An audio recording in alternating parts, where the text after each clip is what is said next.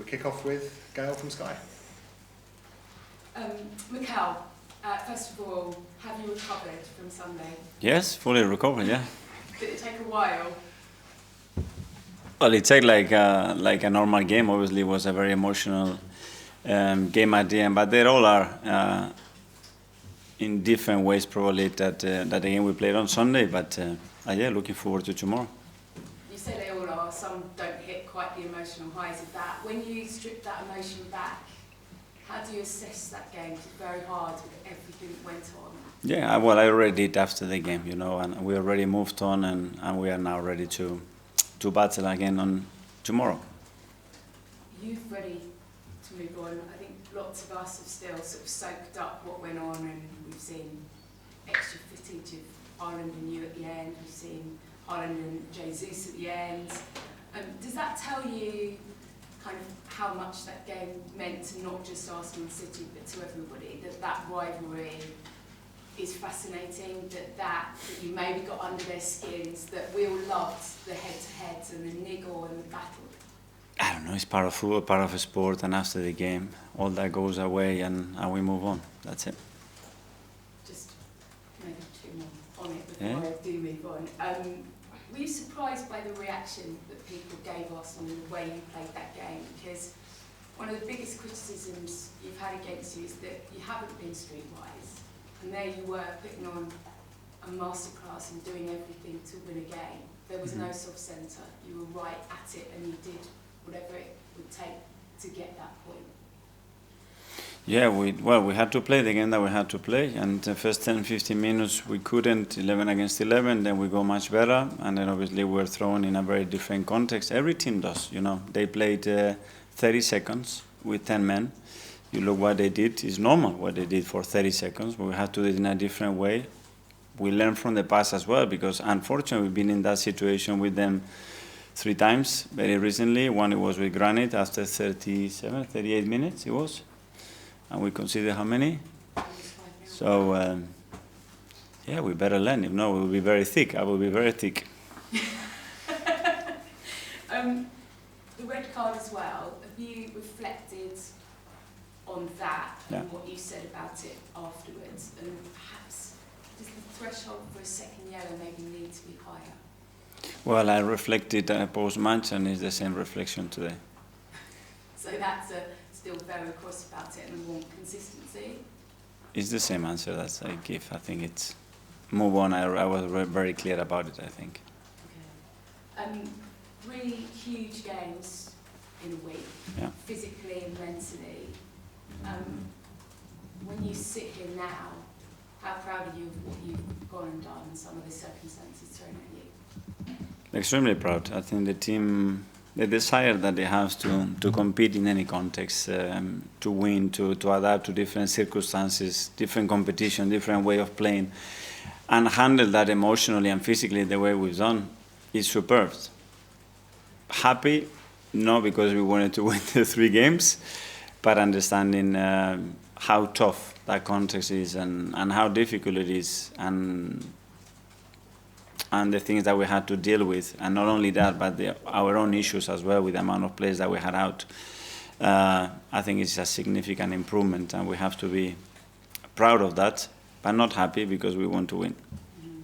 Just finally, what is the body count like? I mean, we clearly saw quite a few of your players go down. How many of those sort of are struggling a little bit with injuries? What does your squad look like? Did it give you a chance to see the likes of Sterling, some of your youngsters tomorrow? I always prefer the facts than words or supposing things. So let's see who is available tomorrow, and then we can talk about dark arts or these things. Or if it's a reality. Yeah, it won't be. It will be? Mm-hmm. Unfortunately, yes. Pardon? Unfortunately, yes, there will be a few players that are not available. Yeah.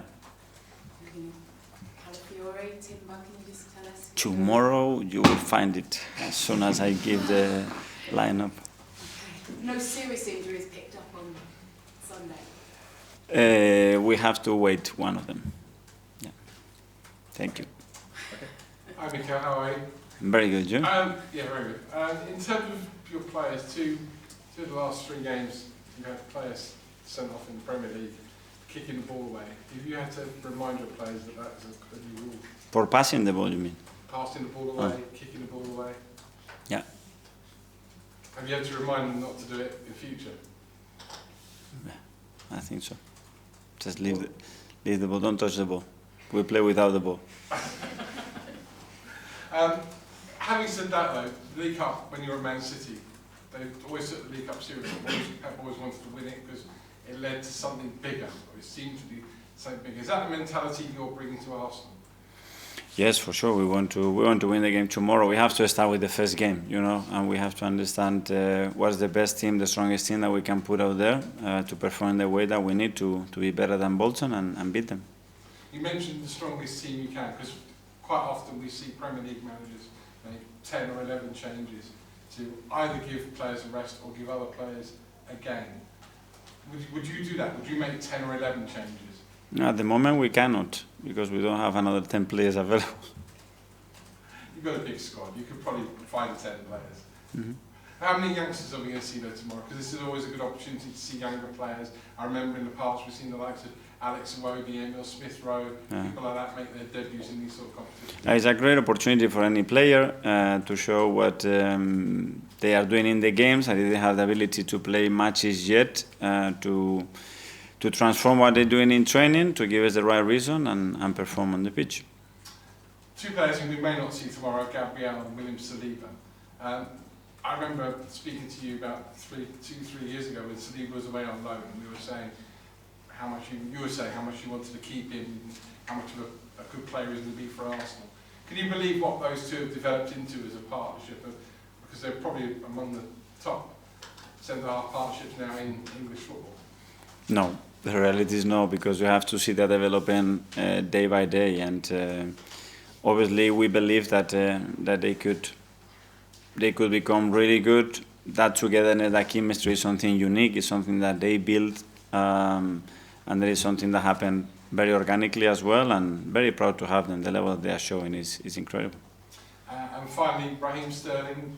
You've already been asked about him.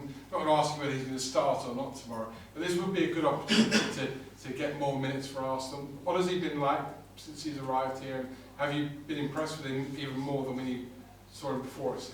Yes, very good. Obviously, he had a few minutes already, so he's played in a few games already, and tomorrow he has another opportunity. He's ready. He's really hungry to start to have more minutes and start to impact the team in the way that he can, and hopefully tomorrow we can see that. Stephen? Mikel, it's the first of 4 home games in a row tomorrow after lots of travelling lately.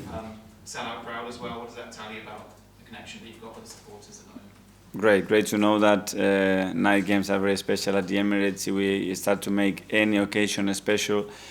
I think the team is going to benefit massively for that. So I think we want to give the importance that I want to give them, we want to give them to the competition.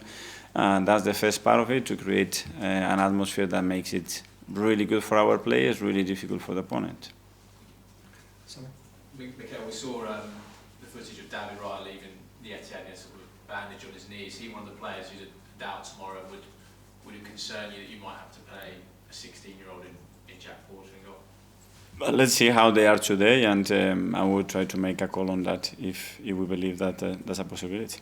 And it seems like this team, as much as they want to play good, attractive football when they need to, like they did on Sunday, they actually quite enjoy the fight, the scrap, the battle. Have you noticed that shift in that they have that sort of different face now, that when they need to, they can dig in like that? Yeah, it's not something that we notice, something that we have to install on them, because without that, you cannot play with that level of concentration, focus and discipline for that long, thrown out in that context if you don't love it. Somehow you have to love it. If not, you start to miss beats and spaces, and the puzzle starts to break, and then you get bigly punished. Just lastly, we talk a lot about your influences in football. I just wonder, you played in that Premier League era where Mourinho came in, a brilliant, dominant Chelsea team, incredibly pragmatic. Is he someone who actually influenced you, Mourinho, in that style of play? Do you see any of that in the way you manage now? More than influence, I think you learn a lot from all the top coaches, and you just try to understand why they've been successful, what they have is what really touches that team, that makes it really special, very consistent, especially win at this level, and especially at this level, and with the amount of games that we are playing, you might have an idea and you think the game can go in that direction, but if it goes in a different direction, do you have the ability to adapt and be happy now playing that game? Because that's the level that we are in. Art. Hi, Mikel. Hi. I was just wanting to ask, sorry, my voice is... sorry. I was just wanting to ask about Ethan and Miles, because for both of them, very big moments to come into. And I was just wondering, not just as players, but as young men, both 17 years old, how do you feel they coped with those moments, and could you get a sense of what those moments were like for them? I'm very proud of them because they are dealing with a situation probably earlier than expected, and they have given the chance to play in each of the most historic and more difficult probably grounds in the Premier League, and they both responded really well. And obviously both were on tour. I spoke to Mehmet Ali, the under-21's head coach, earlier in the season, and said when they came back they almost conducted themselves more like first-team players. Is that something you noticed as well when you came back from the States? Sorry, in what sense? So just how they carried themselves around the training ground and stuff like that. They were a bit more, almost senior in the way they carried themselves, if that makes sense. Yes, well, what I've seen is that they have ended up in a really positive way, you know, to influence others, to raise the standards, and as well, because they are responsible for that, they have to carry others now as well, you know. But again, their attitude has been superb. It's not easy when you have spent 5-6 weeks with the first team and then you have to start to play at a different level. But this is where they are at the moment, and they're going to have more chances because they have conducted themselves in the right way in that sense as well. And I think that's a really important thing. Okay. Hi, Mikel. It's Hi. obviously a different competition tomorrow. You've been at the club for nearly 5 years now and won the EFL Cup in 2020, but since then there hasn't been any trophies, despite all the fantastic progress you've made with the team. Do you think this season you do have to start winning trophies for it to be considered a success, or do you not think of it in those terms? Well, in terms of trophies, the success, only if you win it, that's it. Success, how you measure success or how you associate that word to, I think probably we can have a much more deeper conversation. But we are here to win, and we are here to win the big competitions and the ones that even not considered that big. That's our duty. And I just want to ask as well about Alex Zinchenko. We've not seen him since the international break. How serious is that injury? Because he's been out for a while now. Is there any chance of him returning anytime soon? I think he will be out there still for a few weeks, unfortunately, yeah. And another one on Ethan. I just want to get a bit of insight into sort of what kind of character he is in your dealings with him. Is he the kind of guy who's coming to you and asking for more advice? Is he sort of knocking on your door? Is he saying, can you do clips? Can you sort of tell me how to improve on certain things? Or is he a bit more still, you know, as the young guy? You guys No, those two really pushy, really demanding. They want everything. They want to see everything. They want more and more information. They love it. You can tell them. They are so passionate about it. They see the opportunity. They want to grab it with both hands. They are great to work with. James? Mikel, do you have a time frame yet on Martin Odegaard? No, I think it will be a matter of weeks. But how long exactly, I cannot tell you. So you've got 4 games, I think, before the international break. You're not expecting to be back before. We might get a surprise, but I think it's unlikely. And earlier, you mentioned dark arts when you talked to Gail. Obviously, that's been an accusation to the level that you and your team in the last 48 hours. Is that fair? Do you think that label is fair? I don't know. It's opinions and that's it. But as I mentioned before, I think other things will be factors. But that's it. Whoever says what he says, often is not going to retrieve his words. But we will use the facts. What are the other factors?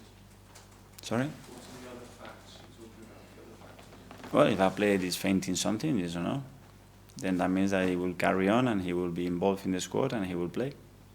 Because when you came in, was it a particular target of yours to make the squad tougher and more streetwise? Because historically, that was always a criticism of Arsenal, wasn't it? Back then, when you were a player and during Arsenal's last few years, that the team wasn't strong enough and lacked leadership. Was that a particular target of yours when you came in as manager to change? Well, I think all the managers is you want a team that is happy and able to compete in any context that is being thrown, and this is what we want to achieve as a team. Okay, we'll now move on to 10:30 tonight. We'll kick off with Dave. Let's go.